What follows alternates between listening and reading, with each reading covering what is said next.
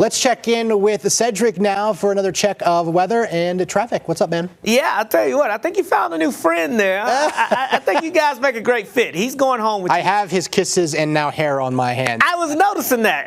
Cedric, it's yours. Hey, I can't keep up with it. He'll be pulling me down the street there, but I like it. I like it. He's going to make a great companion for someone. That's exciting to see there, folks. And I'll tell you what, maybe Joe wants to get out there and go for a walk this morning. He's probably like, it's a little chilly out here, you know. We got that northerly flow coming in, temperatures below freezing up towards Cache Valley. We've got low 30s there along the West Desert. We've got low 30s over towards portions of the Uintas and the Wasatch Back, and I've got some mid 50s. In fact, it's double nickels right now in St. George at 55 degrees.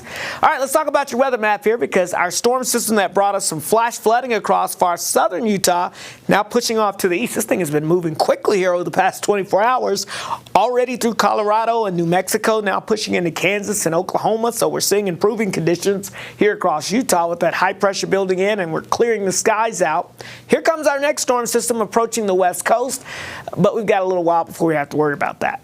Southwest Utah today, look at that. Very nice out there with that sunshine. Temperatures climbing into the mid to upper 70s.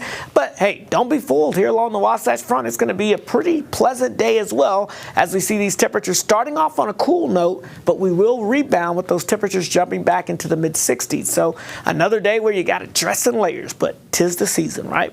Beehive Blitz forecast for you if you're heading some of those high school football games tonight. Well, guess what? If you're in northern Utah, make sure you grab the team sweatshirt, the hoodie, and maybe even a light jacket, because temperatures are going to actually quickly fall once the sun begins to set. So you'll be dropping through the 50s. In fact, many of us will be down into the upper 40s here as we get towards early tomorrow morning there. So again, you'll definitely want to have a sweatshirt or jacket with you. St. George, low 70s, dropping into the low 60s here as we get towards the fourth quarter as well. So even there, you may want to have at least a sweatshirt for the end of the game if you've got some of those fifth quarter events going on or something.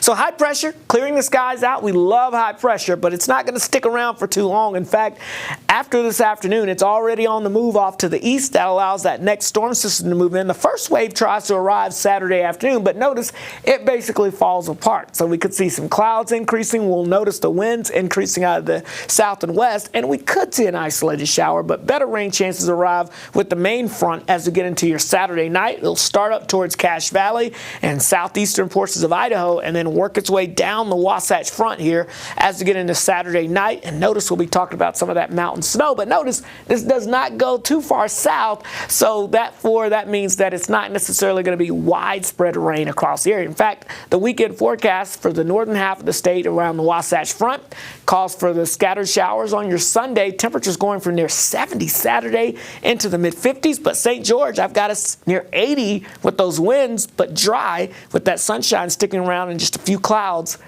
into Sunday. So we're in the 70s. Again, sunshine, windy conditions, but a dry front. We stay in the 70s heading into next week. The Wasatch Front, mid-60s today, near 70 on Saturday with those winds picking up. And then Saturday night into Sunday, that's when we see the rain chances arriving. That's when we also see the falling temperatures.